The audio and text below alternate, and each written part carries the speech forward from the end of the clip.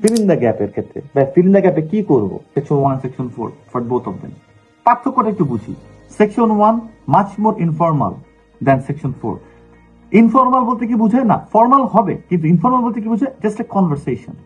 দুইজন মানুষ কথা বলতেছে, হয়তো বা ফোন দিয়ে একজন কেউ হোটেল বুক দিচ্ছে, কেউ একটা টুরিস্ট স্পট বুক দিচ্ছে, রাইট? একটা কনভারসেশন। তো কনভারসেশন কি মানুষের ফর্মাল হয় নাকি? সেকশন 4 এর ফিল ইন দ্য গ্যাপটা কি হবে? ফর্মাল। কিরকম হবে? একটা রিসার্চ পেপার থেকে হয়তো বা কিছু একটা বলবে, মানে একটা লেখা থাকে যেরকম সেটা বলবে। That's the difference. তো ওই জন্য ফর্মালের ক্ষেত্রে তোমার একটু সাইন্টিফিক ওয়ার্ড আসবে, রিসার্চ বেসড ওয়ার্ড আসবে, ওইটাতে সেকশন 1 এটা আসে না। সো সেকশন 1 এর ক্ষেত্রে আমরা যখন ফিল ইন দ্য গ্যাপ করব, অলওয়েজ মাথায় রাখবা যে গ্যাপটা আছে, ফিল ইন দ্য গ্যাপের সবচেয়ে মানে ইম্পর্টেন্ট লেসন, যে গ্যাপটা আছে সেই গ্যাপের আগের একটা ওয়ার্ড এবং পরের একটা ওয়ার্ড, এই দুটো ওয়ার্ড কি জিনিস।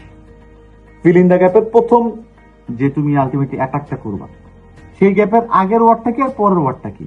ভাই আগের ওয়ার্ডটা প্রিপোজিশন, ওকে প্রিপোজিশন হলে তার আগের ওয়ার্ডটা কি দেখো। প্রিপোজিশন তো আমি বুঝতেছি, টু থাকতে পারে বা হোয়াট এভার এটা থাকতে পারে, ঠিক আছে, অ্যাট, অন, তার আগের ওয়ার্ডটা দেখো, একটা ওয়ার্ড দেখো।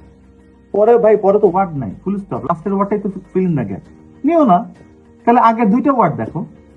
ভাই আগে তো কোনো ওয়ার্ড নাই, প্রথমেই শুরু হয়েছে ফিল ইন দ্য গ্যাপ দিয়ে, আগেটা দেখো না, পরে দুইটা ওয়ার্ড দেখো।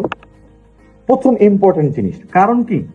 কারণ হচ্ছে ওই যে কথাটা বা ওই শব্দটা, তবে লাইনটার ভিতরেই ওই শব্দটা থাকবে যেটা মিসিং আছে। তো আমি যদি পরের দুইটা ওয়ার্ড দেখতে পারি, অনেকে ভাই বলে ভাই একটা ওয়ার্ড দেখে আমার কুলায় না, আর একটা ওয়ার্ড দেখতে হবে, তাহলে দুইটা ওয়ার্ড দেখো। প্রথমে শুরু হলে তিনটা ওয়ার্ড দেখো বা দুইটা ওয়ার্ড দেখো, দুইটা তিনটা ওয়ার্ড কোনো ব্যাপার কিছু না, জাস্ট দেখো কি যে এই ওয়ার্ডের সাথে এটা অবিচ্ছেদ্য অংশ হিসেবে একটা কিছু আসবে। তো ফার্স্ট হচ্ছে কি আগের একটা ওয়ার্ড পরের একটা ওয়ার্ড। কারণ এই ওয়ার্ডের বাইরে এই ওয়ার্ডটা মাঝখানে যেটা মিসিং আছে, যেটা গ্যাপে আছে, সেটা এই দুটো ওয়ার্ডের বাইরে যাইতেই পারে না, নেভার। সো লিসনিং এর ক্ষেত্রে ফিল ইন দ্য গ্যাপে আগের ওয়ার্ড পরের ওয়ার্ড খুব ইম্পর্টেন্ট, বিকজ ওইটার মধ্যেই থাকবে। ঠিক আছে, যেমন I would like to join dash IELTS batch, তোমার মাথায় একটা সেন্টেন্স আসলো, তাহলে ড্যাশের আগে কি জয়েন, আর ড্যাশের পরে কি আইএলটিএস।